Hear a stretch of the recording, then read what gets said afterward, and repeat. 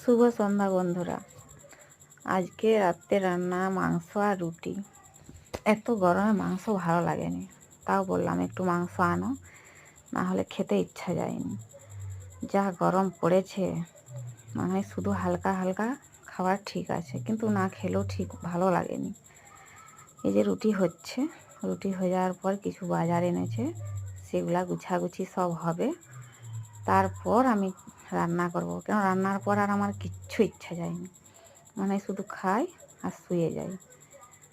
তারপর সব বাগিয়ে রান্না করলে ভালো লাগে। এবার রান্নার পর আমার একটু কষা মাংস আগে রান্না হলে আমার খেতে ইচ্ছে যায়, কেউ খাক বা না খাক। আমি একটু আগে খাবো, কেমন হয়েছে আমি নিজে খেয়ে আগে দেখবো, তারপর সবাইকে দেবো। এই যে এখানে মশলা বেটে নিলাম, এবারে সব মাংসের জোগাড় হয়ে আছে, রান্না হবে, তারপর সবাইকে খেতে দেবো। আগে আমি টেস্ট করে দেখবো কেমন হয়েছে, তারপর সবাইকে খেতে দেবো।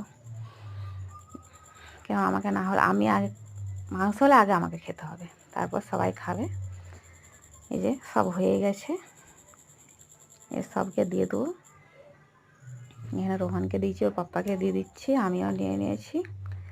আগে এবারে খেয়ে আমি দেখি কেমন হয়েছে।